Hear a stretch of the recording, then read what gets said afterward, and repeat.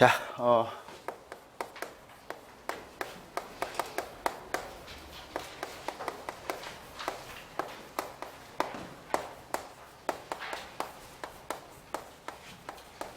기출문제입니다. 올해 기출문제는 출제를 어떤 분이 하시는지 모르겠는데 꽤 문제가 좋은 것 같아요. 저한테는 좋은 것 같아요.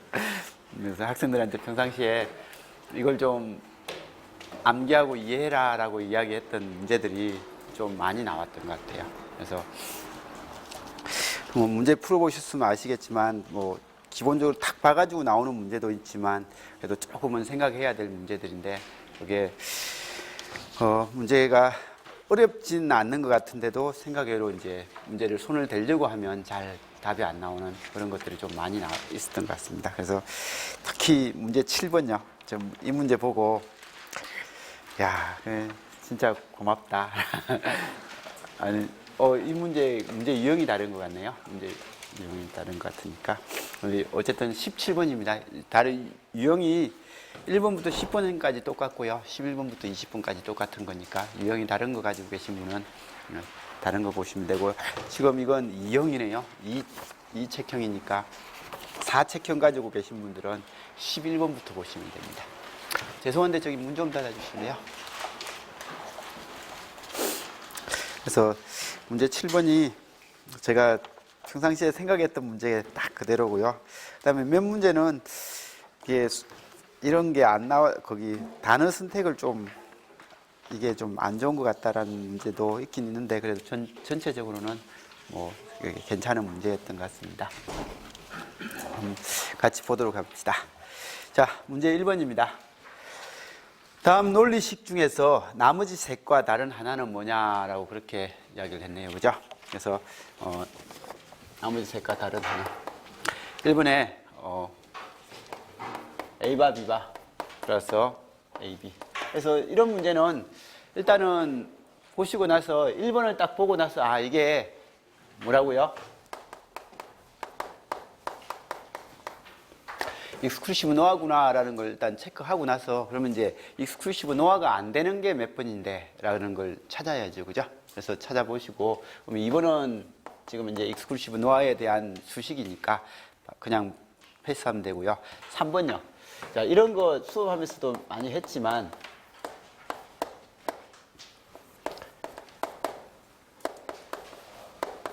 이거 하고요.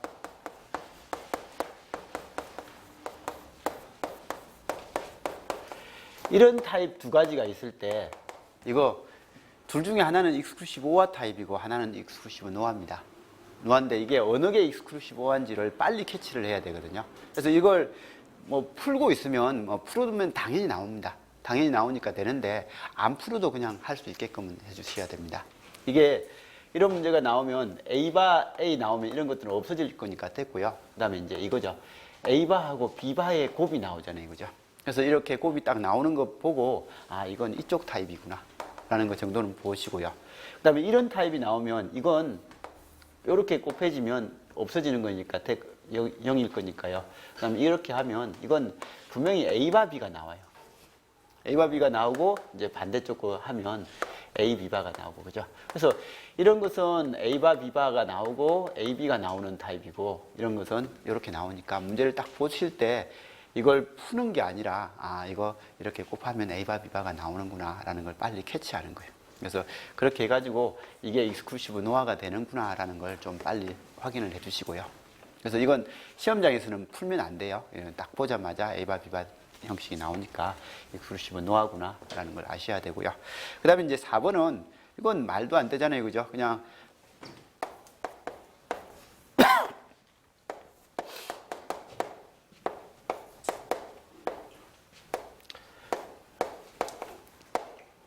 이렇게 돼 있는데 이건 절대로 이런 타입이 될 수가 없잖아요. 그죠? 안 풀어봐도요. 안 풀어봐도 이런 타입이 될 수 없는 거니까 안 보셔도 되고요. 그 다음에 이제 이거는 아무것도 아닙니다. 사실 이게 없으면 익스클루시브 노화입니다. 그죠? 익스클루시브 노화지만 이게 있음으로 해서 이해로는요. 이 결과는 A바 플러스 B 플러스 A 플러스 B의 바 해가지고 그냥 1 나와요. 그죠? 그래서 1 나오는 관계니까 이건 의미 없는 하나의 복입니다. 그래서 4번은 크게 뭐 생각을 안 하셔도 되는 부분이고, 뭐 1번을 봤을 때 뭐 이게 시간 걸리는 문제도 아니었습니다. 사실 이 타입은 그래도 빠른 시간 안에 할 수 있는 그런 형태의 문제였던 것 같습니다. 이게 만일에 곱하기였다면요.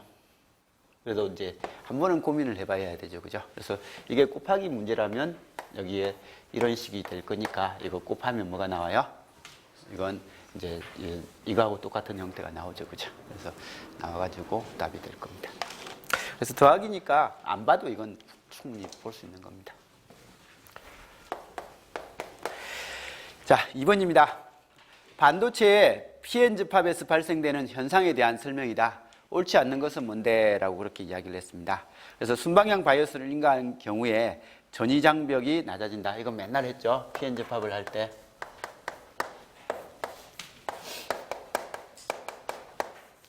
순방향이라는 것은 P 쪽으로 플러스, 그죠? N 쪽으로 마이너스. 이렇게 하면 전이장벽은 낮아지고 전류는 잘 흐르더라, 그죠? 그래서 이렇게 되더라 라는 거 주시면 되고요. 역바이오스를 인가할 경우에는 N 영역으로 확산되는 전공의 수가 증가한다 라고 되어 있는데, 이 말의 의미 파악을 잘 하셔야 돼요. 당연히 틀린 거겠지만 그래도 이게 순방향을 걸면요, 순방향 바이오스를 걸면 여기 전이장벽은 없어지고 여기에 다수 캐리어인 전자는 이쪽으로 넘어가고, 그죠? 여기에 다수 캐리어인 전공은 이쪽으로 넘어가는 게 이게 순방향 바이오스라면, 역바이오스는 전이장벽이 높아지고 공층은 넓어지면서 이쪽에 다수 캐리어 전자가 이쪽으로 넘어갈 일은 없습니다. 이쪽에 다수 캐리어 전공은 이렇게 가고 이건 이렇게 가버려가지고 공층을 통과할 수 있는 전류는 생기지 않는다라는 게 하나의 내용이더라. 맨날 이야기했던 거니까 2번은 N 영역으로 확산되는 전공의 수가 증가한다. 그 말은 이 말입니다. 여기에 있는 다수 캐리어인 전공이 이쪽 N 쪽으로 넘어가는 게 많아지는 거고, 그 다음에 다수 캐리어인 전자가 이쪽으로 넘어오는 게 많아진다는 말은 P 영역으로 확산되는 전자의 숫자가 많아진다. 뭐 이런 이야기를 할 때 이건 순방향 바이오스를 설명하고 있는 하나의 기본 내용이 되겠죠. 그죠? 그래서 그런 내용이 될 거다라는 것 정도는 봐두시고요. 자, 3번입니다. 역방향 바이오스를 인가할 경우에 공필 영역은 확산된다. 이건 당연한 거죠. 그죠? 역바이오스를 인가하면 공필축은 넓어지더라 라는 것 정도는 알 거고요. 그 다음에 평행 상태에서 p-n 접합부에는 공필 영역이 존재한다라고 되어 있는데, 평행만 하면 그냥 접합만 해놓았을 때죠. 그죠? 여기는 기본적으로 이 정도의 공필층은 항상 만들어진다 라는 그 내용이죠. 그죠? 그래서 이건 뭐 특별하게 문제되는 건 없었을 것 같습니다. 자, 3번입니다. 다음과 같은 JK 플립플롭을 이용한 회로에서 XY의 입력이 11이고 그 다음에 10이 들어오고 이게 순차적으로 이렇게 들어올 때 Q의 변화는 라고 되어 있는데, 이 문제를 좀 센스가 있게 푼 사람은 빠른 시간 안에 풀었을 거예요. 근데 약간 그냥 정석대로 풀었으면 시간이 좀 오래 걸렸을 것 같고요.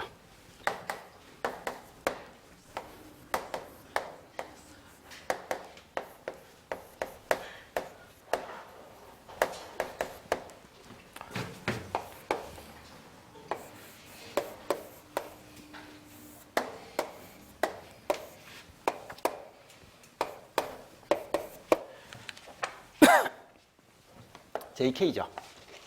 JK의 동작 원리를 일단 먼저 이런 문제는 항상 JK의 동작 원리가 중요한 거예요.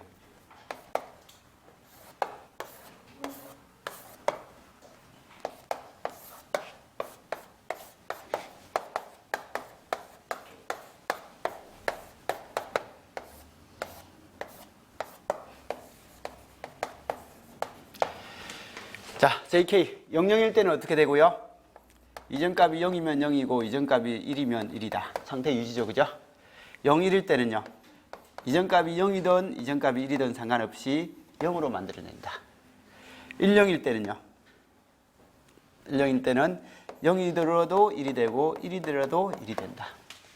11이 들어오면요, 0일 때는 1 되고 1일 때는 0 된다 라고 하는 이 반전이고 셋이고 리셋이고 상태 유지다. 이런 걸 빨리 아는 상태고죠. 이건 이제 이걸 모르면 안 되는 거고, 그래서 이걸 아는 상태에서 초기값이 얼마라고요? 1입니다. 그러면 초기값이 1인 거고요. 그럼 그때 여기에 11이 들어올 때 11이 들어올 때 클럭 치면 뭐가 되냐라고 하는데요. 11이 들어오면 얘가 이렇게 넘어가요. 그러면 실제 시험이라면 이게 1이기 때문에 여기는 뭐예요? 0이죠. 그러면 이게 0이면요. 이거 아니면 이거죠. 그죠? 이거 아니면 이거예요. 이게 0이기 때문에 K가 0이 나오면요. JK 플립플롭에서는 상태 유지 아니면 셋이에요. 그러면 초기값이 1이기 때문에 상태 유지가 돼도 1 나올 거고 셋이 돼도 1 나오겠죠. 그죠? 그래서 이건 볼 필요가 없는 거예요. 이건 이 위에 걸 해석해 볼 필요가 없는 문제입니다. 그래서 그런 의도로 문제를 낸 것 같아요. 빠른 시간 안에 풀으라라는 그런 의도였어. 그래서 이렇게 되니까 이게 1이기 때문에 얘가 0이 되기 때문에 이 둘 중에 하나의 상태가 될 거고, 그럼 얘가 뭐가 되든 상관없이 얘가 0이기 때문에 1이기 때문에 1이고 1이기 때문에 1인 거예요. 그래서 다음 상태는 1이 나오는 거예요. 이건 볼 필요가 없는 거죠. 근데 이제 이걸 따져서 보려면 조금 이따 따져서 보기로 하고요. 자, 그러면 이제 첫 번째 상태는 지났죠, 그죠? 그 다음에 두 번째 상태는 1,0인가요? 1,0이 들어오면 이제 이게 0이잖아요, 그죠? 0이기 때문에 여기는 1 나와요. 그러면 K가 1이에요, 이제. K가 1이면 리셋을 시키는 거 아니면 반전을 시키는 거예요. 그러면 초기값이 1이기 때문에 초기값이 지금 저장되어 있는 값이 1이기 때문에 리셋이 돼도 0이 될 거고, 그죠? 반전이 돼도 0이 되는 거죠. 그래서 이렇게 되니까 이 문제는 딱 이 두 가지 상태만 보고 이 값만 딱 봐도 아, 이거 1이고 1이니까 0 나오니까 상태 유지시켜주고, 그럼 상태 유지되니까 이게 1로 될 거고, 그리고 다시 0 들어오면 이게 1이니까 리셋 아니면 반전이네. 리셋 아니면 반전한다. 그래서 이게 끝인 거예요. 그래서 이렇게 풀라고 한 문제 같아요. 문제에서 이제 나온 거예요. 근데 이제 시험장에서는 이렇게 이렇게 풀진 않고 대부분은 1 집어넣어 봐가지고 1, 1이고, 이거는 0이고, 그 다음에 여기 1이니까 1이고, 그 다음에 여기는 0, 1이니까 0이네. 라고 해서 0, 0이네요. 그래서 0, 0이니까 상태 유지다. 라고 상태 유지니까, 1에서 0으로 가더라. 1에서 1로 가더라. 그 다음 두 번째, 1, 0이 들어오면요. 이건 0이고, 이거 1입니다. 0이니까 낫다 하면 여기 1이죠. 그러면 여기 1이네요. 그러면 여기도 1이니까 1입니다. 그럼 1, 1이니까 1이고, 그러면 1, 1이니까 반전이네. 그럼 반전하니까 0이다. 뭐 이런 식으로 이제 풀겠죠. 그래서 시간은 많이 안 걸리겠지만, 빠른 시간에 할 수 있겠지만, 그래도 딱 이 문제를 보니까 이게 바로 보이더라고요. 그래서 이런 형태로서 풀어낼 수 있게끔. 그래서 일단 이 진리표는 무조건 외워놓고, 외워진 상태에서 이걸 이렇게 유도해주는 이런 방식이 필요했던 것 같습니다. 자, 4번요. 4번은 지금 올해 전자문제에서 4번하고 19번하고 11, 19번이 세 문제가 약간 이상하더라고요. 문제 형태가 약간 이상하지만 그래도 뭐 풀 수 있는 정도는 아니고 그냥 적당하게 볼 수 있는 형태거든요. 그래서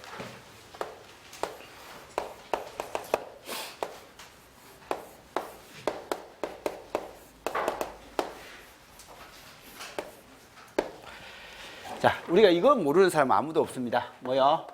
2K, 5K. 반전정 푸기죠? 그래서 반전정 푸기니까 여기는 몇 배요? 마이너스 2.5VI 나올 겁니다. 그죠? 그때 만일에 이거도 있었다. 만일에 이렇게 있었다면 이 문제 전혀 고민 안 하고 다 해결했을 겁니다.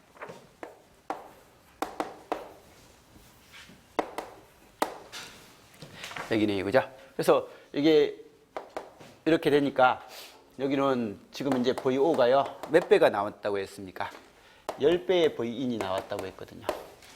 V인이 10배가 나왔으니까 여기 2.5배니까 여기는 몇 배를 만들면요? 4배 만들면 된다. 라고 해가지고 이 정폭기 이덕을 4배가 되려면요. 여기가 마이너스 2.5V인이니까 4배가 되면 10V인이 될 거니까. 그러면 4배가 되려면 여기는 25ohm이 되면 된다. 여기까지 만일에 이렇게만 문제가 나왔다면요. 아마 여기 계신 분 그 풀 때 고민도 전혀 안 했을 겁니다. 근데 여기에 문제는 뭐예요?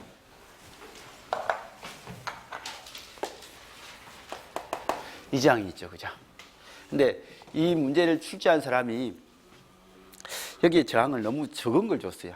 좀 큰 걸 줬으면 이해가 되는데 50옴을 줘가지고 저도 순간 이게 영향이 없나라는 생각을 순간 했었습니다. 그래서 했는데 항상 모든 전압정폭기는요 이거거든요. 이게 OP앰프를 우리 등가시킨 거 보면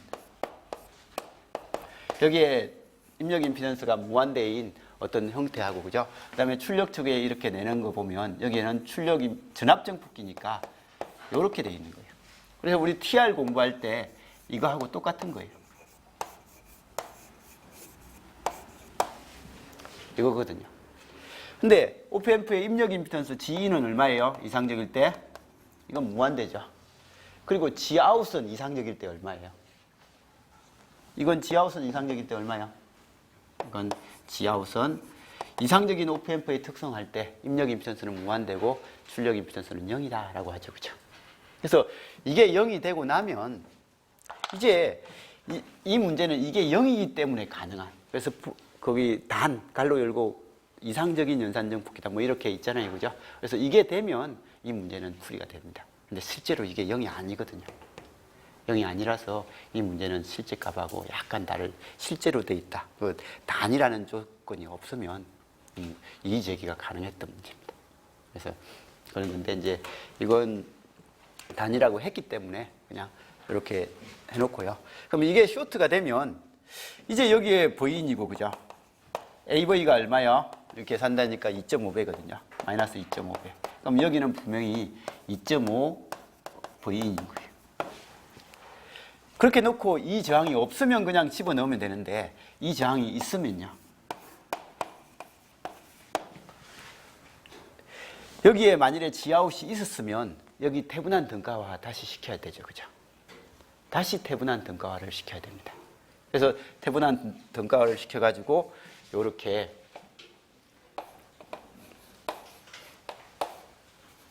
이걸 만들어야 돼요. 그래야 그 다음에 OP앰프를 이렇게 해서 하는 게 정상입니다. 그래서 실제로 이렇게 만들어야 되는 거예요. 그러면 그때 여기에 있는 RTH 얼마로 할 거고 이 VTH 얼마를 할 건데 라고 하면 이해로 해서 해석을 해야 됩니다. 그러면 여기 G아웃이 0이 아니고 만일에 50옴 정도가 있었다. 만일에요. 있었다 라고 하면 여기는 2.5V인이고 50, 50이니까 50 더하기 50분의 50에 이거 하니까 1.25의 V인 이렇게 될 거고요. 그 다음에 여기서 들여다본 임피던스에 대한 관점에 보니까 대충은 이거하고 이거 병렬하면 25 정도 되잖아요. 그죠? 그래서 25 정도 되고 이것까지 고려해서 풀어야 되는 거예요. 근데 지금 문제는 이게 이상적이기 때문에요. 이상적이기 때문에 여기가 이 전압은 여기 다 나오고요. 그 다음에 여기서 들여다본 임피던스는 이거 0하고 이거하고 병렬해봤자 0이죠. 그죠? 0과 이거 병렬하면 0이거든요. 그래서 0이기 때문에 얘가 0이 돼버리는 거예요. 그래서 0이 돼버리니까 얘는 그냥 이제 이거에 대한 이덕 특성만 구하면 되는 겁니다. 그래서 이렇게 해서 구하면 되니까 이 문제가 이제 바로 그냥 이렇게 두 단으로 그냥 정폭도만 곱하면 되는 문제가 되는 거예요. 그래서 이렇게 나온 문제인데 조금은 불편해요.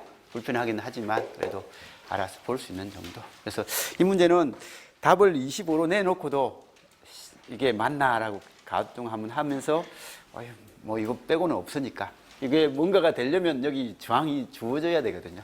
저항이 있으면 이제 그걸 고려해야 되는데 내부 저항에 대한 요소가 전혀 없으니까 뭐 맞나 의심 한번 하고 그냥 답은 낼 수 있었던 그런 문제인 것 같습니다. 그죠? 자, 그 다음에 5번입니다. 차동정폭기의 특성에 대한 설명이다. 옳지 않은 것은 뭔데? 차동정폭기는 두 개의 입력에 함께 작용하는 잡음 성분을 제거하는 두 개의 입력에 함께 작용하는 잡음 성분을 제거하는 효과가 있다. 그래서 차동정폭기는 동상신호 제거죠. 그죠? 이 단어가 동상신호를 제거하는 효과가 있다.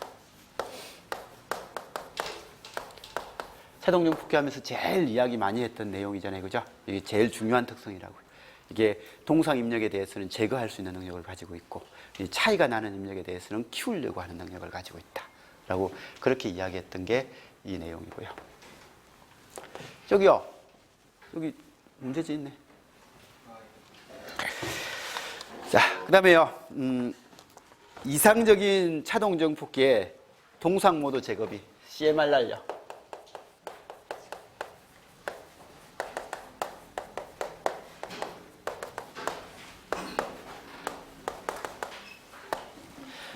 이건데 이건 이상적일 때는 무한대다, 그죠? 원래는 AC분이 AD이고 RE-분이 RE인데 이상적일 때는 무한대다 라고 했던 이 관계 한번 봐두시고요. 그 다음에 차동 정폭기는 두 개의 입력의 차이에 상관없이 출력을 일정하게 만든다. 이거 말도 안 되고, 그죠? 두 입력의 차이를 크게 정폭해서 내는 회로다 라고 그렇게 해야 되니까. 그래서 차동 정폭기의 Vout 구하는 공식은 뭐죠?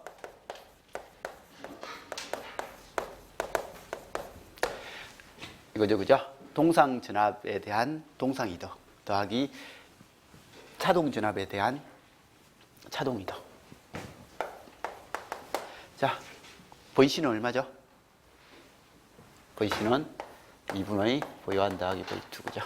두 입력을 V1, V2라고 했으면 이 두 개의 평균값을 동상 전압이라고 했고요. 차동 전압 VD는요, V2 빼기 V1, 비반전 입력 빼기 반전 입력. 뭐 이렇게 보통 표현을 하죠, 그죠? 그래서 이렇게 해서 쓰더라. 이거 봐두시면 되고, 그죠? 그래서 이렇게 되고, 그 다음에 차동 정폭기는 두 개의 트랜지스터를 대칭적으로 구성하여 회로를 설계한다, 그죠? 양쪽 다 동일하게. 그래서 차동 정폭기 맨날 그려봤던 이 그림, 그죠?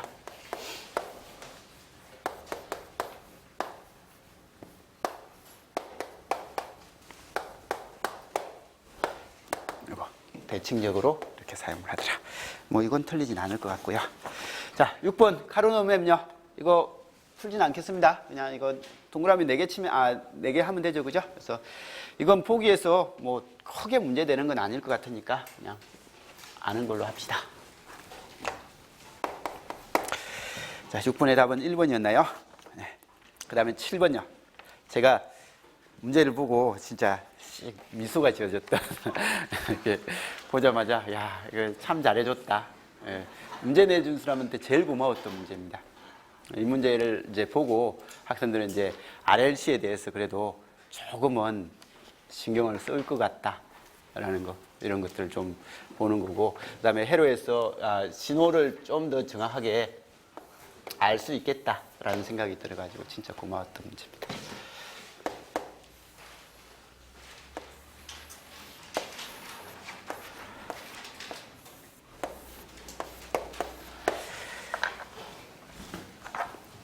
자, 여기가 지금 이제 최고 높이가 10이래요.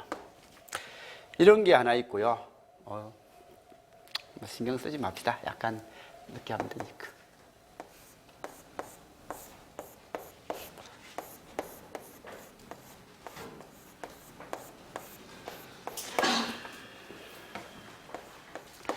얘는 최고 높이가 7.07이에요. 자, 7.07이고 10이니까 이건 10 나누기 루트 2, 그죠? 루트 2분의 12죠, 그죠? 이건 뭐고요? 지금 이제 전압이고 전류예요. 자, 그때 여기서 여기까지요. 한 주기인데 한 주기의 시간적인 간격이 얼마라고요? 지금 이제 50분의 1초죠. 그리고 여기에 타임 딜레이 되는 거예요. 이 최대에서 최대까지 간격. 이게 이제 딜레이 시간이잖아요, 그죠? 딜레이 시간이 얼마요? 이게 400분의 1초. 그죠? 자, 주기가 50분의 1초니까 주파수는 얼마요? 50Hz는 바로 나왔죠, 그죠? 그래서 이렇게 됐습니다. 자, 그러면 이 문제는 일단 아무것도 못 봐도 R만의 회로, L만의 회로, C만의 회로, RL 회로, RC 회로 뭐 RLC는 뭔지 모르니까. 이 5가지 경우 중에 무슨 회로요? 무슨 회로라고 하면 전압하고 전류의 위상을 보니까 이게 90도는 아니잖아요. 그죠? 여기서 이까지가 90도인데 90도는 아니고 요만큼이니까 어쨌든 조금 늘어졌죠. 전류가. 전류가 위상이 늘어지는 회로는 R만의 회로는 동상, C만의 회로는 90도 빠르고 L만의 회로는 90도 늦은데 이건 90도가 아니라 45도 정도 되는 중간점이니까 이건 RL 회로일 거다. 그죠? 그래서 보자마자 이 회로는 RL 회로일 거다라는 것은 보인 거예요. 그래서 보기에 R하고 L 값을 물어본 거예요. 그래서 R하고 L 값을 물어본 거고요. 그러면 우리가 RL 회로 했어요. 지금까지 계속 보던 이런 형태에서 이 전압 V인과 전류 I의 관계가 어떻게 되는데? 라고 하면 임피던스 Z는 R 플러스 JXL이고, 그죠? J 오메가 L이고. 그때 전류 I는요? Z분의 V죠? 그죠? 아니면 Z는 I분의 V고, 그죠? 자, 이런 관계를 아니까 이제 요 관계를 잘 보고 있으면요. I하고 V의 크기 차이가 얼마라고요? I의 최대값하고 V의 최대값의 크기 차이가 루트 2분의 1 형태를 이렇게 띄고 있잖아요. 그죠? 그것 때문에 임피던스의 크기가 얼마인지를 알 수 있는 거예요. 그죠? 그래서 이런 형태가 되니까 지금 이제 V가 10의 0도라고 가정을 했다면 I는 7.07의 위상이 마이너스 세타인 거예요. 저 세타가 몇 도인지는 찾아내면 되는 거예요. 근데 이거 크기 얼마라고요? 루트 2분의 이게 루트 2분의 10이잖아요. 그죠? 그러면 10 없어지니까 루트 2의 크기는 세타가 나오는 게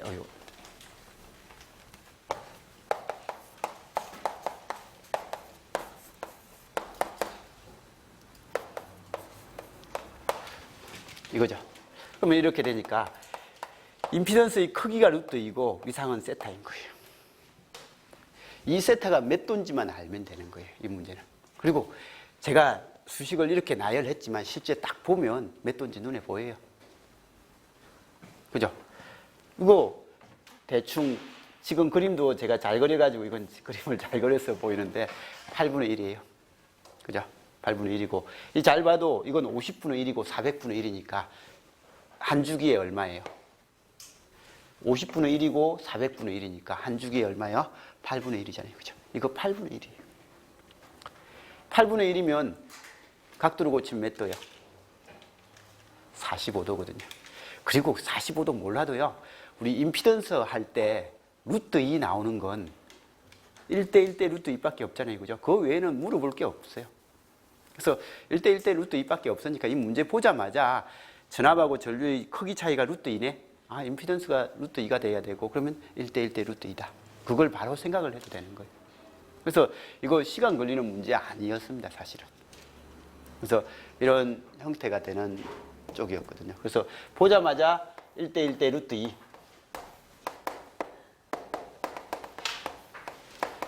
(45도) 이게 딱 보이면 이 과정 전혀 필요 없어요. 그냥 이렇게 안 해봐도 그냥 저항은 1이겠네. 그럼 저항은 1인데 코일이 얼마냐 물어봤으니까 코일을 물어봤으면 코일은 XL 값이잖아요. 그죠? XL 값이 1이거든요.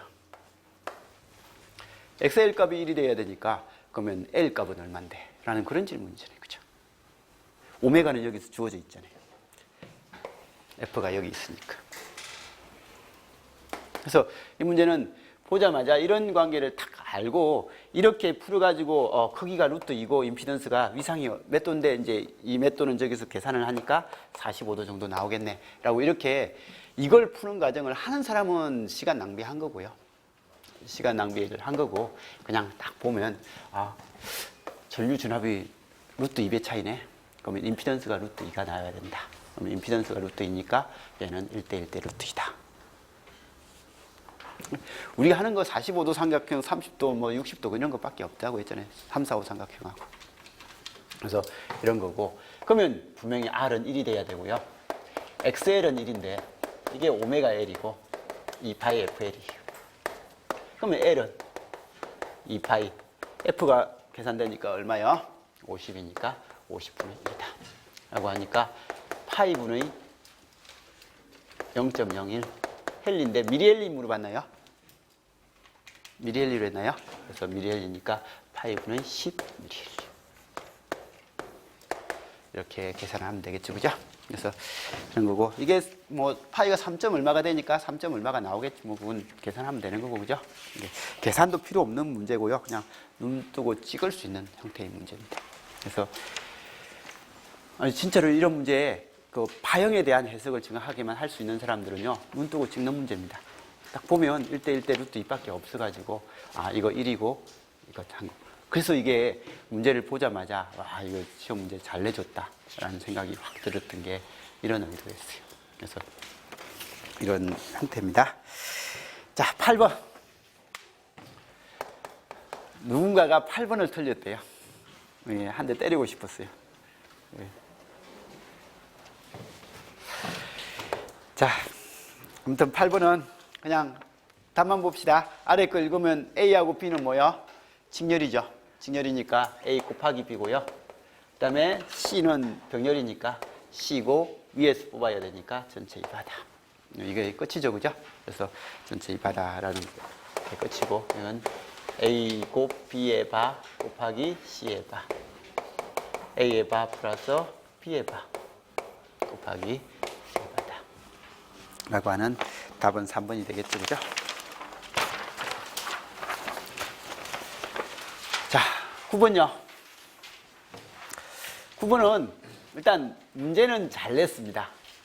그 학생들 이해를 시키는 입장에서는 참 좋은 문제인 것 같아요. 근데 이런 문제는 내면 안 돼요. 그게 그 문제의 의도가 그게 의도는 좋은데 실제로 운용 쪽에서는 이런 설계를 안 하거든요. 이런 식의 설계를 안 하는데 어쨌든 그 이해 입장에서는 좋았던 문제니까 알아서 봅시다.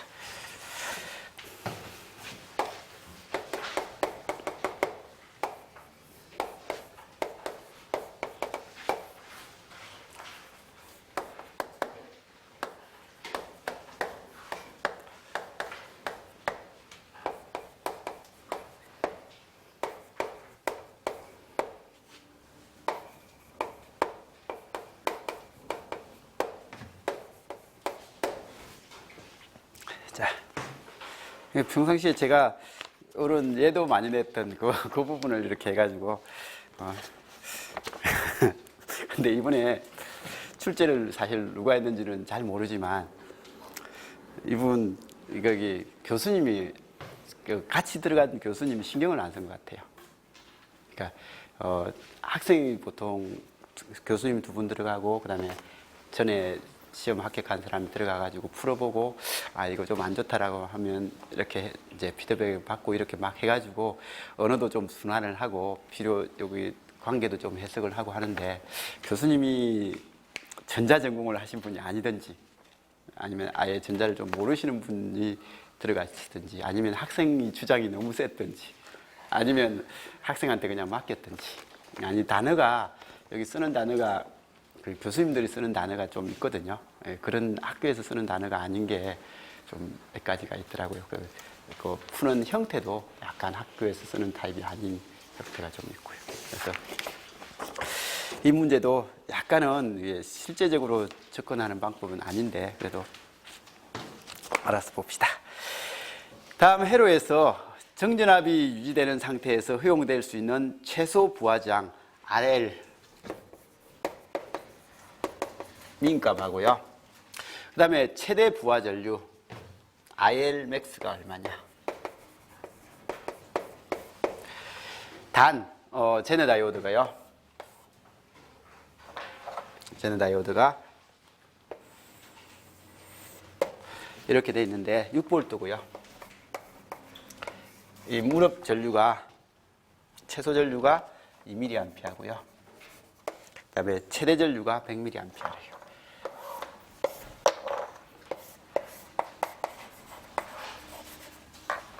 그래서 이렇게 적혀 있다. 이때 RS는 2kg고요. 2kg일 때 지금 이제 요 관계 여기에 흐르는 여기 이 저항의 최소값하고요. IL max의 최대 전류가 얼마냐라고 그렇게 물었습니다. 사실 이건 좀 이런 질문은 문제를 위한 문제입니다. 진짜로. 자, 여기 20V예요. 여기 6V예요. 여기 2kg예요. 이 양단에 걸리는 전압 몇 볼트죠? 14V입니다. 그죠? 자, 14V니까 그러면 이게 14V 형태가 되고 2kg니까 여기서 흘러 들어오는 전류 IT가 얼마예요? IT는 얼마요? 여기는 7mA죠. 그죠? 2kg분의 14V. 얘는 고정되어 있어요. 지금. 그래서 이게 7mA가 딱 정해져 있을 때요. 정해져 있을 때 여기 흐를 수 있는 최대 전류 얼마냐 물어봤죠. 그죠? 여기 흐를 수 있는 최대 전류 얼마냐 물어봤는데 이때 쟤는 무조건 얼마 이상은 가야 돼요. 얼마 이상은 가야 돼요? 2 이상은 가야 되죠. 그죠? 그럼 2 이상이 가야 되니까 7 중에서 2 이상이 가야 되니까 이쪽으로 갈 수 있는 최대 전류는 얼마라고요? 5mm죠. 그죠? 그래서 여기 IL max는 5mm 이상이 되면 안 돼요. 그죠? 5mm보다 적으면 상관없는데. 그죠? 그래서 여기에 있는 IL max는 5mm 이상이 되면 안 되고요. 그러면 이게 5mm 이상이 되면 안 되니까 그러면 여기 있는 이 저항은 얼마? 이게 I가요 5mm 이상이 그죠? 5mm보다 이상이 되면 안 되니까 I가 5보다 작아야 됩니다. 근데 I는 뭐예요? R분이 보이니까 이거 넘기면 R은 그냥 적을까요? IL max가 5mA다 라는 것은 IL은 5mA보다는 작은 값이 돼야 됩니다. 그죠? 작은 값이 돼야 되고 이때 IL 구하는 공식은 얼마라고요? RL분의 이 저항분의 이 전압이죠? 이 전압이니까 VZ죠? VZ니까 이게 RL분의 VZ가요 5mA보다는 작은 이런 형태가 돼야 되고 그죠? 그러면 이렇게 되니까 RL은 커야 된다. 뭐보다요? 5mA분의 VZ보다는 커야 된다라는 그런 말이고 그죠? 근데 VZ가 지금 이제 얼마고요? 6V니까 그래서 6V에 해당되는 이런 형태가 되는 거고요. 그래서 이런 건데 문제는 뭐 이런 타입을 안 해서 뿐이지 우리 기출 문제에 보면 이거보다 더 어려운 문제들이 많았는데 어쨌든 요건 가장 원초적인 개념입니다. 기출하고 안 맞추려고 이런 식으로 했는데 사실 이게 정해지고 이걸 가지고 조절해야 되는데 지금 문제는 이걸 주어지고 요걸 이제 이야기하는 이런 문제였을 뿐인데 사실은 그렇게 힘든 문제는 아니었고 그냥 눈 뜨고 보고 잘 좀 이해를 하면 풀 수 있는 그런 형태의 문제였죠. 그죠? 자, 그리고 이제 10번. 이 10번도요, 문제를 보고 참 좋았던 문제입니다. 아까 10번은 언급을 안 했나요? 10번은 진짜 보면서 아까 7번처럼 미소 지었던 문제입니다. 제가 맨날 이야기했던, 풀면서 이거 강조했던 내용이죠. 그죠? 이거 그림 가와 그림 나를 이용해서 그림 다의 전류 I를 구해라. 단 N은 전원을 포함하고 있는 임의의 네트워크 회로입니다. 저항 회로입니다. 그러면 미지의 X박스가 이거라는 거예요. 지금 네트워크이다라고 했던 N이 이겁니다. 이런 네트워크가 있는 전원을 포함한 미지의 저항을 가지고 있는 이런 회로다라는 거예요. 그럼 이 회로에서 처음에 첫 그림을 보세요. 첫 그림에서 부하가 뭐가 돼 있죠? 개방돼 있죠. 개방되어 있을 때 이 양단 진압 몇 볼트라고 했습니까? 6볼트죠. 그러면 개방 진압이 6볼트란 말은 이 소스 저항이 얼마라고요? 6볼트 저항이다. 그걸 알려주기 위해서 첫 번째 그림을 그린 거예요. 그 다음에 두 번째 그림은요. 이제는 이 저항을 알았기 때문에, 이 전압을 알았기 때문에 이 저항을 뭔지 몰라요. 지금 이제 이 저항은 뭔지 몰라요. 근데 여기에 저항을 달았던데 얼마를 달았어요? 8옴을 달았죠. 8옴을 달았는데 흘려 들어오는 전류가 0.5A예요. 그죠? 0.5A다라고 이렇게 정의되어 있죠. 그러면 6V가 존재하는 회로에 0.5A의 전류가 흐르려면 회로의 저항이 얼마가 있어야 되냐? 라고 하니까 얼마가 있어야 되고요? 이건 12옴이 있어야 되잖아요. 그죠? 12옴분의 이거. 그러니까 I는 내부장 R 더하기 8분의 6인데 이게 0.5가 될 수 있는 R이 얼마냐라는 질문을 두 번째에서 해준 거예요. 그래서 두 번째에서 해준 그림에서는 얼마짜리라고요? 이건 4옴짜리 저항이 있구나라고까지 알려준 게 두 번째죠. 그죠? 그래서 우리 이런 문제 유형은 많이 풀어봤습니다. 실제로. 그래서 이런 것들에 대해서 그래서 이 기전력과 내부 저항을 첫 번째 그림과 두 번째 그림에서 알려주기 위해서 그림 두 개가 있었던 거예요. 그리고 나서 세 번째 그림은 이제 실제로 이게 8V, 6V인지 알고 그 다음에 이게 4옴인지 아니까 아는 상태에서 세 번째 저항을 뭘로 달았죠? 2옴을 달았으니까 회로에 흐르는 전류는 얼만데? 라고 물어봤으니까 당연히 1A죠. 그죠? 그래서 1A다. 진짜 간단하고 진짜 쉬운 문제거든요. 근데 이거 문제에서 유형이 다르다고 그냥 패스. 그런 친구들이 꽤 많았습니다. 그래서 이런 문제는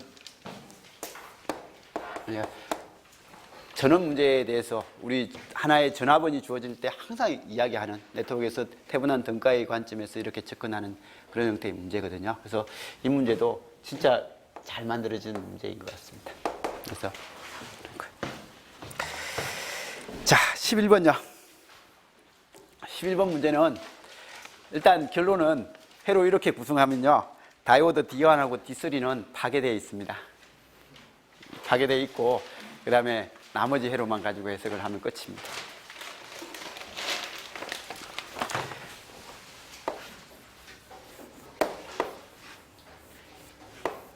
우리 맨날 공부했던 이거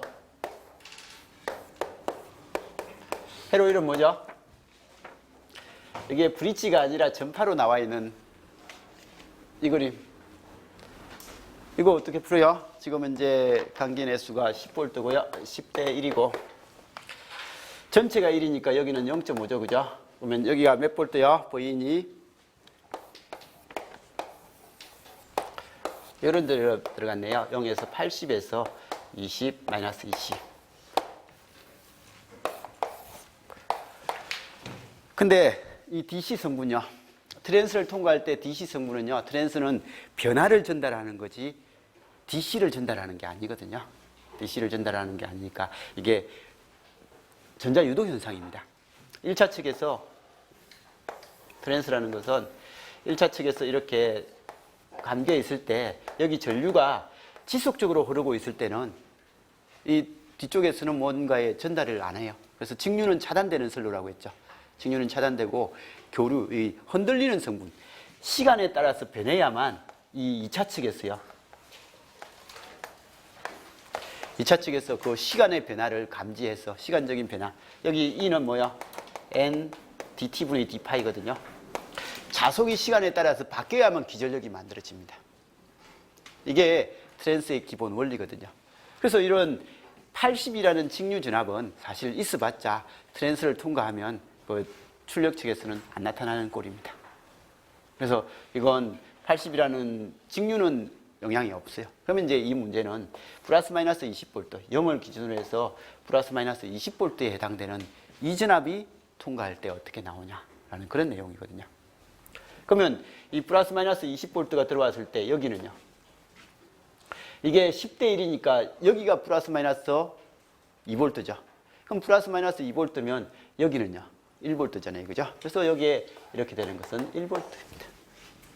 그래서 이렇게 플러스 반죽이 되고 그 다음에 마이너스 반죽이는 또 이렇게 돼가지고 여기가 1V가 되고 그죠?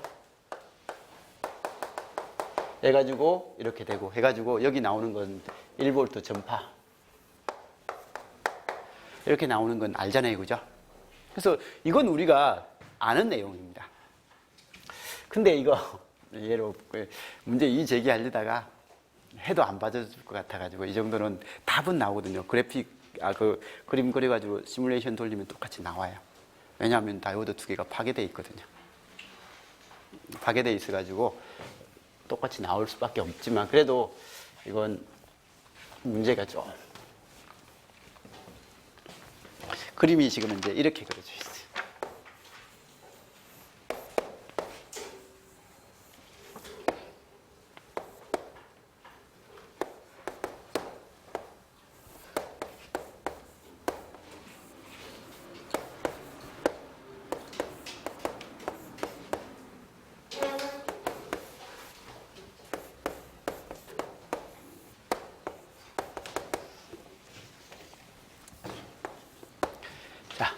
그러면 이제 전압 전달은 똑같이 되는 거니까 전압 전달에 대해서는 일단 됐고요. 그러면 이제 플러스 반주기 동안요.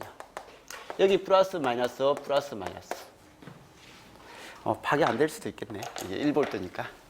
자, 전압이 크다고 파괴됐다고 했는데 플러스가 되면 이건 분명히 이렇게 되죠. 그죠? 이쪽은 플러스가 되면요. 요렇게는 못 가요. 근데 요렇게 가버리죠. 요렇게 가버리면 이거 쇼트죠.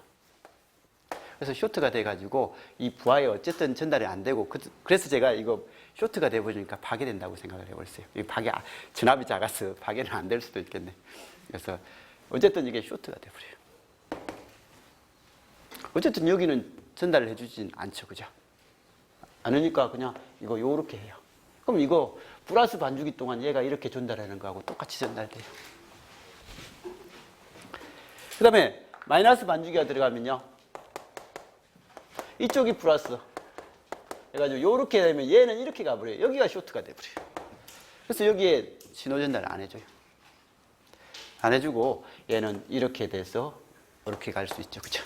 그래서 이렇게 갈 수 있으니까 여기에 똑같은 방향으로 됩니다. 그래서 사실 이거예요. 다이오드 두 개가 더 달려있는 이 애로입니다.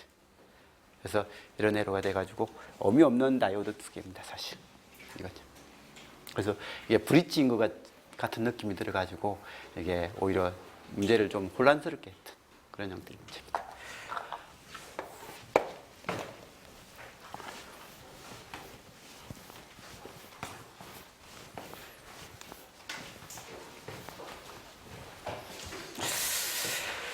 자, 12번.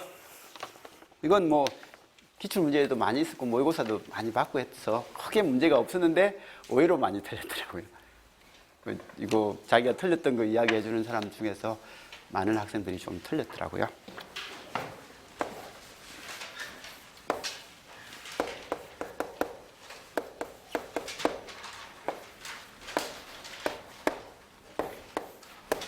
근데 조금 관심 있게 봤으면 안 틀려야 될 문제가 그죠, 그죠? 여기 접지요. 여기 접지. 자, 이 문제를 푸는 방법은 어쨌든 노드 방정식으로 풀면 됩니다. 노드 방정식으로 풀려면 지금 여기가 뭐예요? IL이거든요. I1인가요? II인가요? 이건 IL입니다. 근데 지금 이제 조건이 IL이 얼마가 될 때요?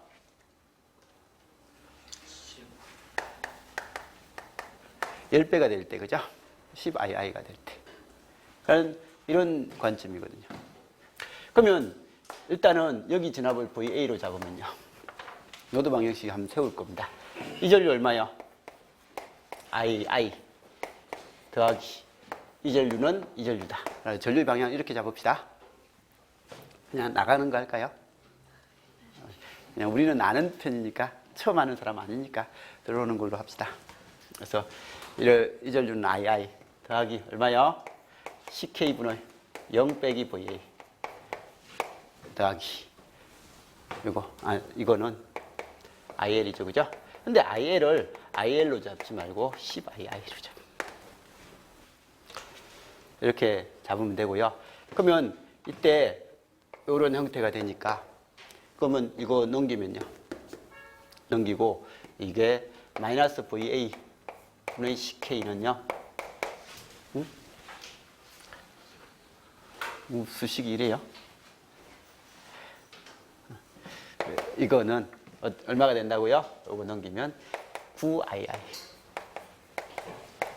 이렇게 나옵니다. 그래서 요 관계 하나 일단은 만들어 놓고요. 그럼 VA 얼마예요? VA 얼마요? 여기 노드 방향 세우면 이렇게 하는 겁니다. VA는 이 진압이죠, 그죠? 여기가 0V고요. 그럼 여기서 소모되는 진압은 얼마요? 이게 II의 R이거든요. RII입니다. 그러면 이게 VA인데 이 VA는 이만큼 0V에서요, 요만큼 소모되고 남는 거니까 VA 자체가 마이너스 RII. 이거죠, 그죠? 그래서 수식적으로 굳이 정리하면 이렇게 되는 거예요. 그래서 이거 여기 대입시키면요, 10K분의 마이너스고 마이너스니까 플러스 RII는 9II다. 그럼 II 없어지고 남는 것 R은 90kg다. 라고 이렇게 해서 수식으로는 이렇게 만들어내면 돼요. 근데 우리는 이런 문제 수식 안 쓰잖아요, 그죠? 제가 수업할 때는 이건 수식으로 푸는 거 거의 없잖아요, 그죠? 그냥 눈으로 이렇게 비교해가지고. 분명히 여기가 II예요. 그러면 이건 II예요. 그럼 여기가 10II래요. 10배가 흐를 수 있는 조건이니까 여기 흐르는 전류는 몇 배라고요? 이건 9II거든요. 이걸 수식으로 할 필요는 없잖아요. 그러면 여기가 0V고 여기도 0V니까 이 진압하고 이 진압이 같아요. 그래서 맨날 이야기할 때 이 진압하고 이 진압이 같으니까 그러면 여기보다 여기가 전압은 같은데, 그죠? 이 꼴이거든요. 여기가 10II고요. 여기는 9II. 그냥 9라고 합시다. 9고요. 여기는 R인데 흐르는 전류가 1이에요. 저항비가 1대 9예요. 전류비가요. 전류비가 1대 9니까 저항비는 9대 1이죠. 그러면 1에 해당되는 게 10kg니까 여기 저항은 얼마요? 90kg. 이런 식으로 바로 접근하고 끝내야 되는 문제죠, 그죠? 그래서 이렇게 수식 정리해가지고 노드 방향 세우고 뭐 이렇게 하는 게 아니라 이 문제는 딱 보고 여기 전류는 100% 다 이렇게 가는데 이 전류보다 이 전류가 10배 크다. 그럼 10배 크면 여기는 9배 크네. 근데 9배 큰데 이 전압하고 이 전압은 같은 전압이니까 전압은 같은데 전류가 9배 크려면 이쪽은 저항이 9분의 1로 작고 9배 크다. 뭐 이런 식으로 바로 접근을 하고 넘어가면 되는 문제. 그래서 이렇게 접근을 했으면 이거 진짜 뭐 30초 문제인데 이게 안 되고 수식 정리했으면 1분 문제고 그것도 안 됐으면 틀렸고, 그죠?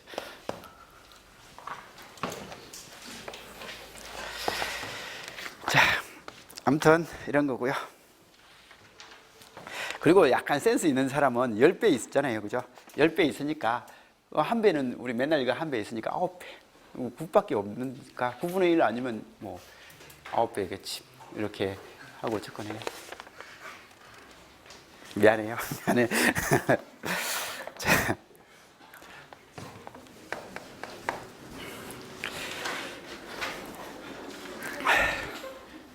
미안해요. 자, 증가형 모수 FT요.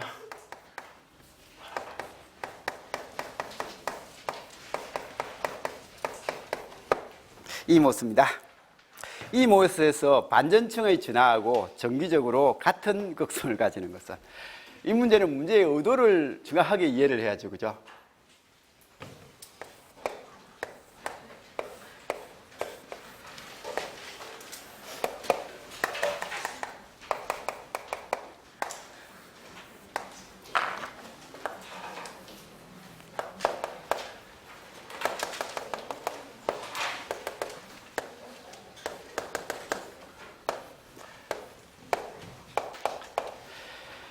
자, 우리 이거 이야기할 때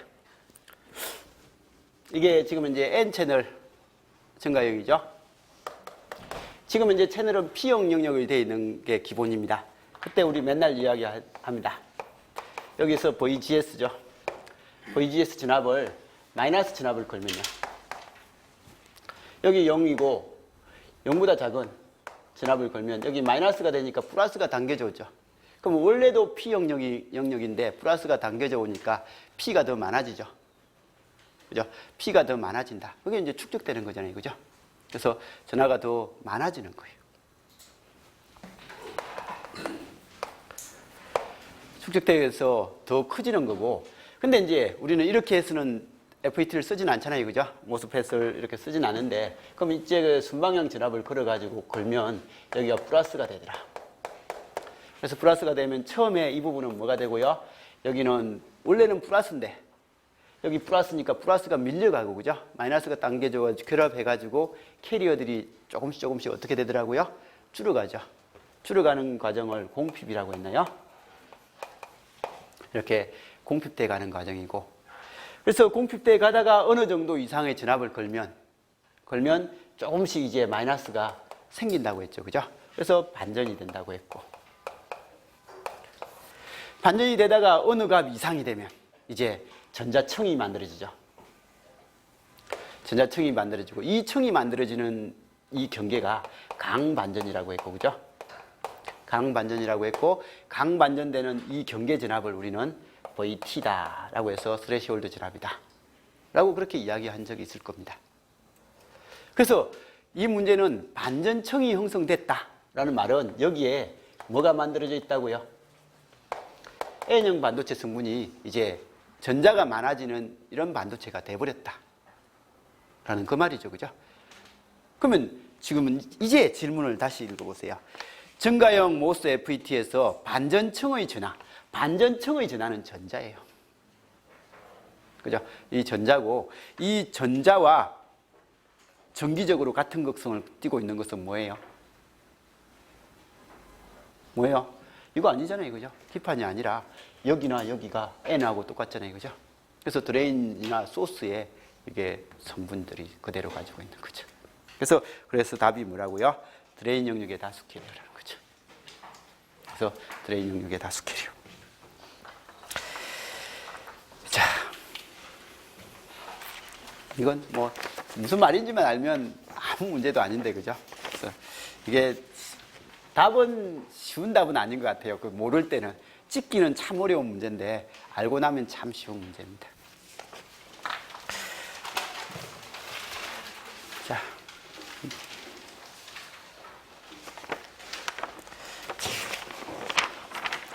얼마 안 남았는데 풀고 쉽시다.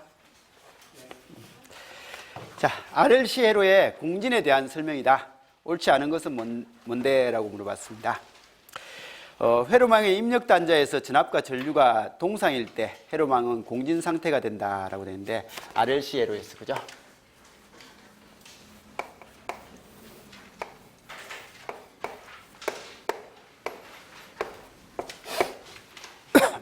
그래서 전압 전류가 동상일 때, 동상이 된단 말은 R만의 회로가 된다는 회로고, 그러면 XL하고 XC가 같아졌다는 거고, 이게 공진이죠. 그죠?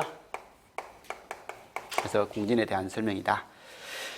공진 주파수는요, 공진 주파수는 임피던스 또는 어도미턴스의 위상각이 90도가 되도록 하는 주파수다가 아니고, 공진 주파수가 되면, 공진이 되면 여기는 R만의 회로가 되고, R만의 회로가 되니까 전체 임피던스요. 전체 임피던스는 R 플러스 J에 XL 빼기 XC인데 얘가 0이 돼가지고요. R이 되니까 임피던스나 어도미턴스는 위상각이 몇 도가 된다고요? 0도가 되죠. 그죠? R만의 회로는 0도잖아요. 그죠? 그래서 0도가 된다라는 그런 거고요. 그 다음에 공진 C의 회로의 임피던스 또는 어도미턴스는 순수 저항성이 된다. R만의 회로가 된다는 거죠. 그죠?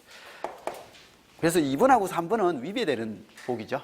위배되는 복이니까 그런 것들을 잘 보면 되고, 그 다음에 공진시 회로에 축적되는 총 에너지는 시간에 관계없이 일정한 값을 가지더라 라고 되어 있는 것 좀 봐두시기 바라고요. 공진시 회로에 축적되는 에너지는 뭐 여기에 축적되는 에너지가 여기일 거고, 소모되는 에너지는 여기일 거다라는 그런 내용이고, 그죠?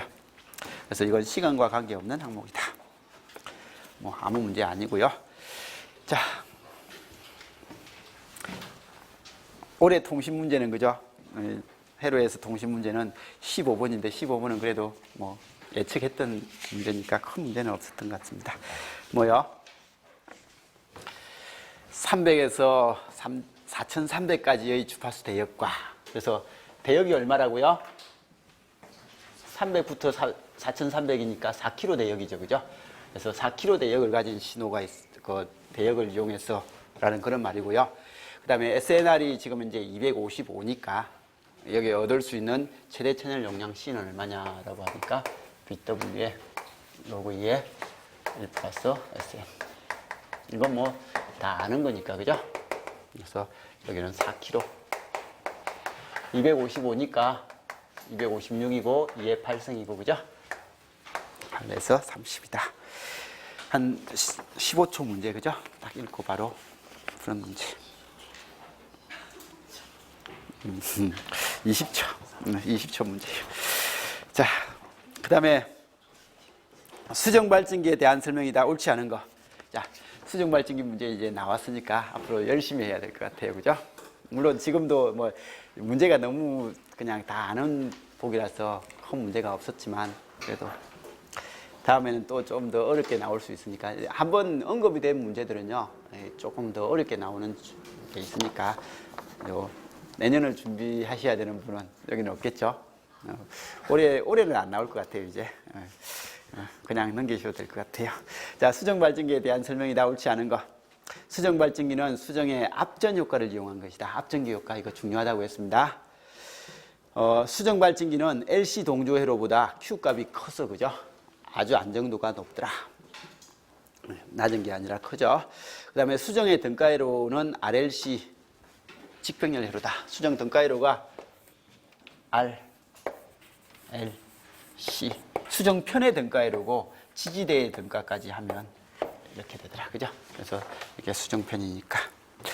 그 다음에 수정의 병렬 공진 주파수는 직렬 공진 주파수보다 약간 높죠. 그죠? 그래서 우리 맨날 그림 그려봤습니다.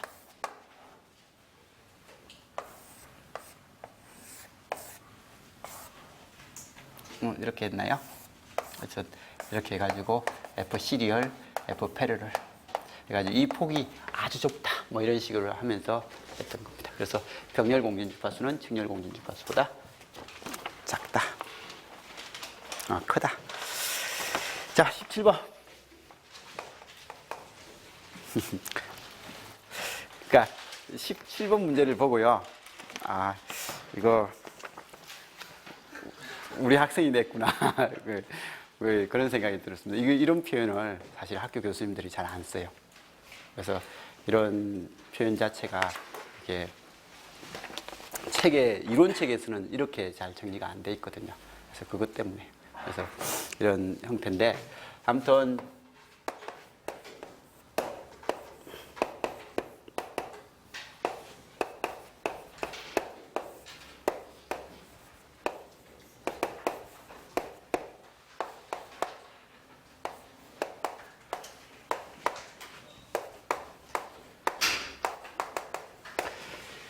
그죠? 이렇게 돼 있죠. 그래서 이게 V인이고요. 이게 Vout입니다. 크면 뭐요? 크면 뭐요? 이거잖아요. 그죠? CC고. 이건 CD인가요? CD입니다. CC 전압이득 구할 때 눈에 안 보이는 R2-. 그죠? 그래서 R2-니까 이거 더하기 이것분의 이거 해가지고 R2- 플러스 R2분의 R2. 이게 전압이득이었잖아요. 그죠? 그러면 지금은 CD는 전압이득이요. 이 전류원하고 구하고 병렬하면요. 전류원은 내부 저항 무한대죠. 무한대니까 여기는 이 저항만 존재하는 거예요. 이 저항만 존재하는 거니까 여기에 AV는요. 눈에 안 보이는 GM분의 1요. 그래서 GM분의 1 더하기 RL분의 RL이다. 라고 하는 이런 관계. 이거 끝이죠. 그죠? 그래서 이거 양변에 GM 위아래로 곱하면 1 플러스 GM 이런 형태의 관계는 나오는 건 바로 풀 수 있는 형태입니다.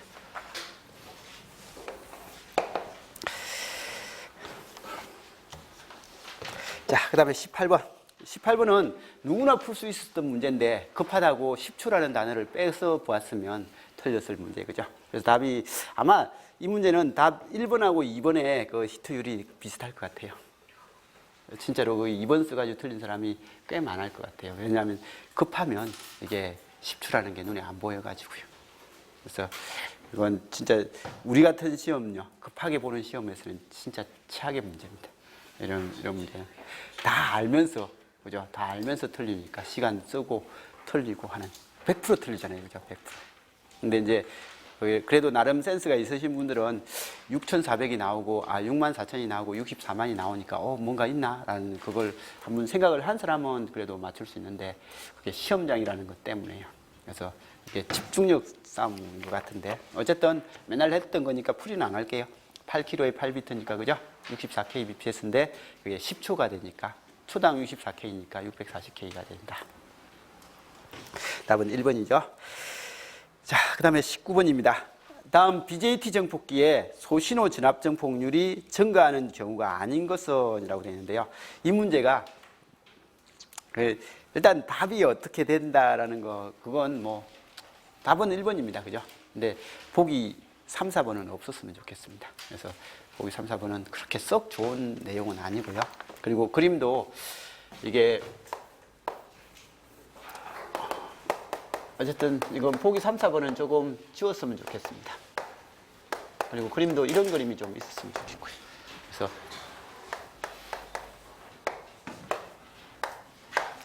물론 이 문제에서 해석은 이겁니다. RC고 R이고 R1, R2. 이 저항이 작으면요. 여기 전압이 어떻게 돼요? VA가 어떻게 됩니까?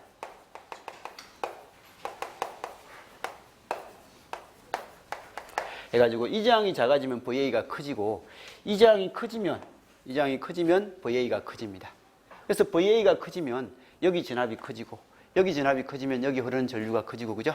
그러면 여기 전류가 커지니까 IE가 커지고 그래서 IE가 커지니까 R2요. IE분의 26mV니까 이게 IE가 커진단 말은 R2가 작아진다. 그 이야기를 하려고 한 거죠. 그죠? 그래서 R2가 작아지면 이득은요. R2분의 RC니까. R2분의 RC니까 어떻게 된다고요? 이득은 뭐 당연히 커질 거다라고 하는 그런 관계에서 이 저항 1번하고 2번을 한꺼번에 이야기를 했습니다. 근데 1, 2번 가지고 이득을 조절하려고 맘먹는 사람은 아무도 없거든요. 그래서 그냥 1, 2번은 바이어스를 잡아놓고 그다음에 전류 조절은 다 얘가 합니다. 얘를 가지고 전류를 얼마를 써야 될 거라는 걸 정의를 하거든요. 그래서 얘 저항을 조절해 가지고 이제 결정을 해서 하는 건데 그래서 아무튼 이 문제에서 요런 지금 의도는입니다. R1하고 R2의 값이 주어진 의도는 이 전압을 크게 해가지고 이 전류를 크게 하고 이 전류가 커지면 내부 저항이 작아져서 이득을 키울 수 있다. 뭐 그 이야기를 해준 겁니다. 그죠? 그래서 이런 건데 근데 이 저항 살아 있으면요 이 효과도 없잖아요. 그죠? 그래서 이게 콘덴스도 하나 적어 넣었으면 좀 더 그래도 조금 좋았을 문제인데 뭐 콘덴스가 바이패스가 좀 돼줬으면 좋겠습니다. 그래서 이렇게 된 형태라고 하면 어쨌든 3, 4번의 의도는 알겠죠? 3, 4번의 의도는 알고 그 다음에 이제 이득 AV 구하는 공식은요. 지금은 이게 없으니까 마이너스 R2- 플러스 R2분의 RC가 이득이니까요. 그죠? 이득이니까 이 저항을 크게 하면 이득은 작아질 거고 이 저항을 크게 하면 이득은 커질 거다. 뭐 이런 이야기를 하고 있습니다. 답은 1번이 되는 건 큰 문제 없고요. 자, 20번도 좋은 문제였던 것 같아요. 일단 지금까지 할 때는 그 저항이란 요소를 전혀 생각을 안 하고 모든 걸 다 해결을 했는데 지금은 이제 이런 저항을 하나 넣어줌으로 해서 이제 우리 앞으로 해야 될 일이 하나 더 늘어난 겁니다. 앞으로 공부하는 사람들은요.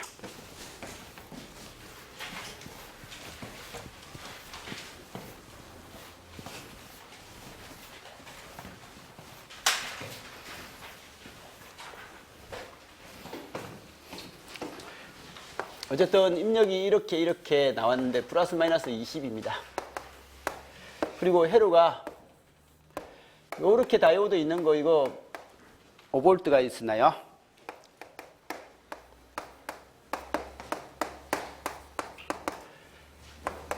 이런 거 여기에 5V 전압 달아가지고 내리라고 했죠. 그죠?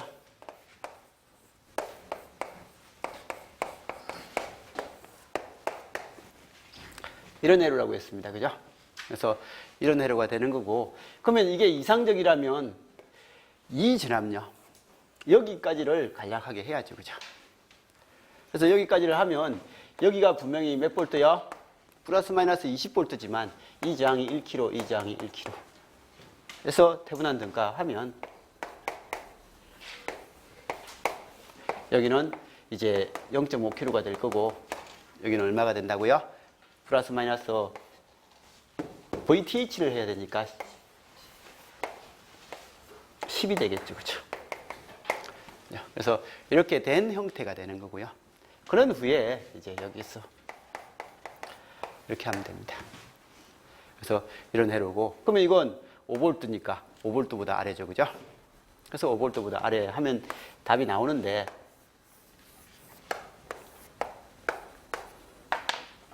그래서 이렇게 하면 되는데, 문제가 뭐 고마웠던 게 보기가 4.3도 있고 4.3도 있고 5.7도 있어가지고 좀 더 정확하게 아느냐라는 그런 질문을 해줘서 더 고마웠던 문제입니다.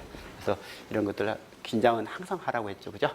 그래서 이런 거고, 이게 실제적인 다이오드가 되면 0.7이 막는 게 있다라고 이야기를 했으니까 그것까지 하면 0.7하고 5하고 합쳐서 5.7이 되니까 이 값이 5가 아니라 뭘로 바뀐다고요? 5.7로 바뀌어서 이렇게 된다. 라는 것 정도는 거의 맨날 해야 될 하나의 내용이 되겠죠. 그죠? 자, 아무튼 문제 자체가 진짜 풀어봐서 알겠지만 시간 걸릴 만한 문제도 아니었어요. 사실은 그냥 그 순간에 문제가 생소해가지고 그걸 좀 걱정된다라는 그런 생각으로서 접근을 해가지고 자기가 말려서 그렇지 사실은 뭐 어려운 문제는 거의 없었습니다. 근데 문제는 진짜 이론을 좀 이해한 상태에서 접근을 했느냐라는 그런 질문이 돼가지고 참 괜찮은 문제였던 것 같습니다. 자, 그러면 조금 쉬었다가 이제 통신 수업하도록 하겠습니다.